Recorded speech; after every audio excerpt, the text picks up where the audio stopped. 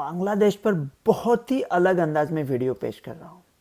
जैसा मुझे इंडिया छोड़ के 30 साल हो गए, फिर भी पता रहता है कि भारत में क्या चल रहा है, वैसे मेरे करीबी बांग्लादेशी दोस्त हैं जिन्हें बांग्लादेश छोड़ के 25-30 साल हो गए। उन्हें पूछा कि उनको क्या लगता है कि बांग्लादेश में अभी क्या चल रहा है और उससे इंडिया का क्या रिश्ता है। अभी जाहिर है मैं पूछ रहा हूँ तो इंडिया का ही रिश्ता पूछूंगा ना, चाइनीज एंगल तो नहीं लूँगा उधर। इंटरनेशनल हिस्ट्री मुझे बहुत अच्छी तरह से पता है, लेकिन बांग्लादेश में खुद कभी गया नहीं हूँ, एटलीस्ट ऑफिशियली नहीं गया हूँ। हम लोग जलपाईगुड़ी जा रहे थे, मेडिकल स्टूडेंट। मैं खाली पीली वो बस ड्राइवर के ऊपर चिल्लाए, ए जल्दी लेके चलो हमको। उसने कहाँ पतली गली से गाड़ी निकाली पता नहीं, वो देश कौन सा था पता नहीं, भारत तो यकीनन नहीं था। तो मेरे बांग्लादेशी दोस्तों से पूछा और सब विचारधारा के लोग थे, बांग्लादेश के राइट विंग लोग, सेंटर, व्हाटएवर। उन्होंने पहले कहा कि ये शेख हसीना भागी, वो इंडिया क्यों भागी। 1981 में भी वो जब एग्जाइल में गई थी तब भी इंडिया ही आई थी। तो उनका थोड़ा ऐसा लगता है कि क्या वो इंडिया की पपेट थी, इंडिया की तरह ज़्यादा झुकती थी। चाइना के मतलब वो बैलेंस बनाना चाहिए ना बांग्लादेश को। जो भी कोई बांग्लादेश में पावर में आएगा वो तो इंडिया से दोस्ती करेगा, सब बांग्लादेशियों ने कहा, क्योंकि उनको कोई चारा ही नहीं है ना। तीनों तरफ से भारत है बांग्लादेश के, सिर्फ साउथ ईस्ट में बर्मा है। पाकिस्तान उनको इतना अच्छा नहीं लगता, तो भारत के साथ अच्छे संबंध बनाए रखेंगे, चाइना के साथ भी रखेंगे, उनका देश है ना। तो बोलते कि उनके जो पिताजी थे शेख हसीना के, मुजीबुर रहमान, तो 1971 में इंडिया ने बड़ी सहायता की थी मुक्ति बाहिनी की। देखो जब 47 में वेस्ट पाकिस्तान ईस्ट पाकिस्तान हुआ था तो भारत को डर था ना दोनों साइड से हमला हो जाएगा, इसलिए भारत के निजी इंटरेस्ट में भी था कि वो वन कंट्रोल नहीं रहे। तो ये उनका इंटरेस्ट था। हमने भारत ने मदद की इसलिए कि ह्यूमैनिटेरियन ग्राउंड पे, लेकिन निजी फ़ायदा भी था उसमें। तो 71 में बांग्लादेश क्रिएट हो गया। फिर मुजीबर रहमान भी थोड़े इंडिया के तरफ झुकने वाले थे, लेकिन उनका बाद में रिकॉर्ड देख लिया इन लोगों का, मुजीबुर रहमान या शेख हसीना का। तो 1975 में मुझे जब दुर्भाग्यता से उनकी हत्या हुई थी, वो टाइम पे उनके दिमाग में एक आइडिया आई थी कि अपोजिशन पार्टी नहीं रखने का। क्या मज़ा है ना, अगर आप रूलिंग पार्टी में हो तो इलेक्शन के लिए अपोजिशन पार्टी है नहीं। और ये शेख हसीना बड़ी पॉपुलर हो गई बाद में कि वो लोकतंत्र के लिए लड़ रही थी, कि लोकतंत्र चाहिए, उनकी बड़ी इमेज हुई थी। और बाद में जब अभी वो 15 साल रूल कर रही थी तो कुछ बैन किया, पॉलिटिशियन अपोजिट पार्टी के जेल में थे। तो लोकतंत्र का यही प्रॉब्लम होता है ना कि ज़्यादा देर आप पावर में रहे तो लोग सवाल उठाने लगते हैं। और दूसरा कैसा है, देखो कि अगर क्या दूसरे पार्टी का नेता भ्रष्ट है तो क्या उसके ऊपर आप केस नहीं करेंगे? हाँ ज़रूर करेंगे। लेकिन ये राजनीति जब पूरी सड़ेली है, जब दोनों पार्टी के काफ़ी सारे लोग भ्रष्ट है, तो क्या एक दूसरे के ऊपर केस करेंगे? उसमें कुछ बैलेंस भी होना चाहिए ना। सब देशों में वही चल रहा है और सोशल मीडिया की वजह से अभी ज़्यादा है। अभी अमेरिका में बाइडेन चाचा ने 4 केस लगा दिए ट्रम्प पे, वो कहते हैं ये गलत है, वो सब लफड़ा चालू है। नेतन्याहू पे इतना, अभी इजराइल में 2 ही डेमोक्रेसीज 1947 के बाद स्टेबल समझी जाती थी, इंडिया और इजराइल। उधर भी 50% लोगों को नेतन्याहू बिल्कुल अच्छा नहीं लगता, उधर सब लफड़ा चालू है। साउथ कोरिया इतने बड़ी वाइब्रेंट देश है, वहाँ पे प्रेसिडेंट को पकड़ के जेल में डाल देते हैं।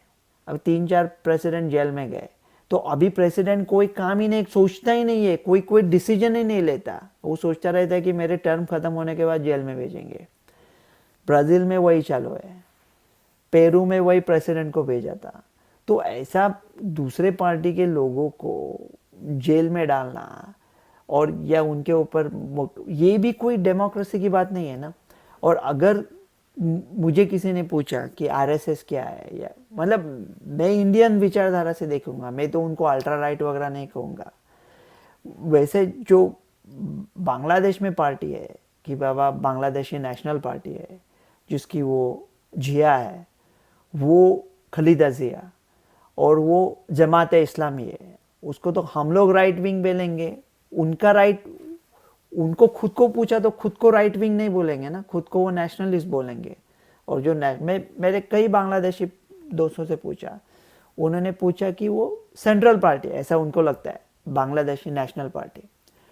तो प्रॉब्लम क्या होता है ना कि अभी ये शेख हसीना का रिकॉर्ड देखा, इकोनॉमिक रिकॉर्ड देखा, तो थोड़ा काम अच्छा हुआ है, मतलब जीडीपी बढ़ गई, पर कैपिटा इनकम है बांग्लादेश का, उसने तो इंडिया को भी पीछा छोड़ दिया। लेकिन वो कहते हैं कि उसमें भी करप्शन था, इनको डील ज़्यादा दिया। और अभी ये खलीदा जिया है, वो अगर भागेगी, उधर कुछ प्रॉब्लम होगा तो जाहिर है वो इंडिया नहीं आएगी, वो चाइना की तरफ, मतलब ये तो बैलेंस होना मांगता है ना। अगर आप श्रीलंका में रहते हो और आपके पार्टी का एक नेता जो इलेक्शन हारने के बाद हमेशा इंडिया जाके रहता है, तो आपको लगेगा ना वो इंडिया की तरफ ज़्यादा झुका हुआ है, श्रीलंका की तरफ नहीं है। और इसका प्रॉब्लम कभी कभी क्या होता है पता है कि टर्म लिमिट की वजह से होता है। अभी अमेरिका का लक अच्छा है, जॉर्ज वॉशिंगटन जो 1792 टू 1800 से प्रेसिडेंट था, वो इतना पॉपुलर था, वो किंग भी हो सकता था, किंग जॉर्ज भी हो सकता था, किंग जॉर्ज वॉशिंगटन। लेकिन उसने नहीं, रिपब्लिक। और उसने खुद ने 2 टर्म के बाद इस्तीफा दे दिया। और वो सब प्रेसिडेंट ने ईमानदारी से उसके बाद, ऐसा कुछ कॉन्स्टिट्यूशन नहीं था हमारा पहले, 2 टर्म कोई लड़ता ही नहीं था ज़्यादा 2 टर्म के बाद। वो फ्रैंकलिन डेलानो रूजवेल्ट आया 1933 में, उसने 4 बार इलेक्शन लड़ा। अभी सोचो, डेमोक्रेसी भी हो तो भी 2-3 टर्म के बाद आदमी के इतने कॉन्टैक्ट्स हो जाएंगे कि वो ऑलमोस्ट, मतलब मुश्किल हो जाता है ना दूसरे किसी को उसके साथ लड़ना। अभी हमारे बाइडन चाचा देखो, वो आई थिंक 29 साल के थे जब वो सेनेटर बन गए, तो उसके बाद चिपके, जैसा अब स्टैम्प पेपर पे स्टैम्प लगता है ऐसे, अभी 50 साल हो गए। तो ये लोगों करियर पॉलिटिशियन होते हैं, उसका कोई दूसरा धन, उनको पता नहीं कि रियल लाइफ कैसे होती है, टैक्सेस कैसे भरते हैं, टैक्सेस कैसे नहीं भरते हैं, ये सब चीज़ें उनको पता है। वो क्लाउड में रहते हैं, तो उनको पता नहीं होता कि आम लोग कैसे रहते हैं। तो जो अगर जब लोगों ने, पॉलिटिशियन ने खुद समझ के फैसला किया 2.5-3 टर्म से ज़्यादा नहीं करेंगे, जैसा नेहरू जी आए थे 1947 में, काफ़ी साल रहे, वो ब्रिटिशों के साथ लड़ने के लिए कांग्रेस थी ना। तो ऐसा सोचना चाहिए थोड़ा कि अगर ये टर्म लिमिट आ सकते हैं और अमेंडमेंट से आ सकते हैं, ये लोग खुद सोच के कर सकते हैं। तो यूएस में भी चल रहा है कि सेनेट में भी आएंगे। तो भारत को अभी क्या करना चाहिए, क्या नहीं करना चाहिए, भारत में अभी कुछ स्टेटमेंट नहीं दिया है इसमें जो हो रहा है उसके बारे में। तो भारत को मेरे ख्याल से 2 चीज़ें, एक चीज़ तो नहीं करनी चाहिए कि ऐसा नहीं कहना चाहिए कि अभी ऐसे न्यूज़ आने लगेंगे कि जो बांग्लादेश में हिंदूज़ है क्या उनके ऊपर कुछ प्रॉब्लम आ रहा है, क्योंकि जो पार्टी, जो अल्ट्रा राइट पार्टीज थे वो बैन थे, नेशनलिस्ट पार्टी, क्या वो कुछ दंगा फसाद करेंगे। अगर भारत ने कह दिया कि उन लोगों के साथ कुछ होना नहीं मांगता, बोलने की ज़रूरत नहीं है, उनको पता है कि उनका कोई है साथ में उनके। लेकिन अगर बात की ऐसे, तो जो बांग्लादेशी हिंदू सिटीज़न है, जो बांग्लादेश में पले बड़े हैं, उनके और बांग्लादेशी मुस्लिमों के बीच में एक दरार पैदा हो जाएगी। ऐसा लगेगा कि ये इंडिया उनको सपोर्ट कर रहा है ताकि वो हिंदू है। अगर इंडिया में कुछ कम्युनल प्रॉब्लम होता है और पाकिस्तान कहता है कि याद रखे कि मुसलमानों को कुछ होना नहीं चाहिए, तो भारत के मुसलमान हैं, हम आपस में देख लेंगे ना, ये इंटरनल मामला है, इनको कुछ करना नहीं है, पाकिस्तान को दखल अंदाजी करने की कोई ज़रूरत नहीं है। और भारत को दूसरी कुछ सीखना ऐसा चाहिए कि ये जो अभी शेख हसीना के जो प्रॉब्लम हुआ, उन्होंने कोटा दिया था, ये क्या कोटा था वो, अभी जो मुक्ति बाहिनी में थे 1971 में, उनको गवर्नमेंट में जॉब मिलेंगे, उनके डिसेंडेंट्स को। अभी जो 1971 में 20 साल के थे वो तो अभी काम नहीं कर रहे, तो उनके पोतों को वगैरह क्यों जॉब मिलना चाहिए गवर्नमेंट में, ये भी बात सही है ना। तो वो जो सब स्टूडेंट आपके साथ, आपके अगेंस्ट जो ये मोर्चा निकालते हैं, उनको सबको टेररिस्ट कहना गलत है। ऐसा नहीं है कि आपके खिलाफ में तो टेररिस्ट है, लेकिन हाँ, ये देखना पड़ेगा ना कि ये जो स्टूडेंट्स मोर्चे पे आते हैं, कुछ देशों में वो एसी बस में आते हैं, तो वो एसी बस का भाड़ा कौन देता है? वो ड्राइवर का पैसा कौन देता है? उनको जो बैनर छपते हैं उनका पैसा कौन देता है? क्या उसके पीछे किसी विदेशी शक्ति का हाथ है?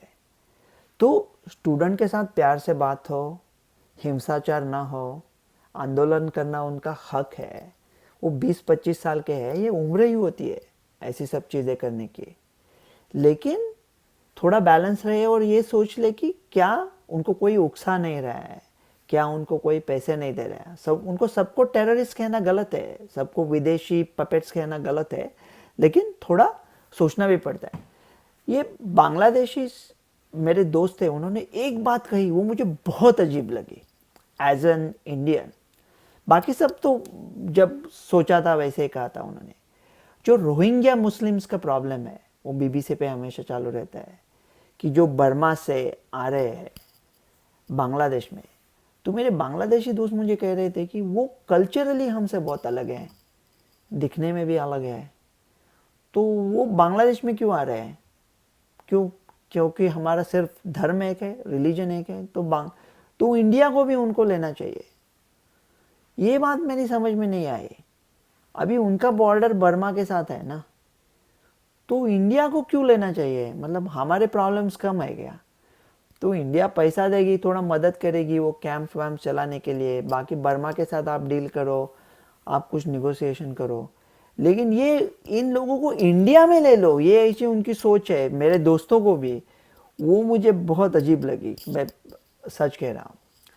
तो देखिए, मैं जैसा ये मेरे अमेरिकन दोस्त है बांग्लादेशी ओरिजिन के, मैं सिडनी गया था ऑस्ट्रेलिया, और हमारा उबर ड्राइवर बांग्लादेशी, अभी ऑस्ट्रेलियन सिटीज़न, तो वो तो पूरी बात कर रहा था। तो हमने बात की हेमंत कुमार की, बोला हेमंत बंधु वो तो तुम्हारे नहीं है, वो हमारे है। मैं उसका गाना गाता हूँ अभी, मेला बंधु हेमंत बंधु हमारे या तुम्हारे किसी के नहीं हो जाएंगे अगर आपने गाना नहीं गाया तो। ये बंगाली भाषा कितनी मीठी है, वंदे मातरम, क्या आनंद मठ उसमें लिखा था, कितनी उनकी परंपरा है, संस्कृति।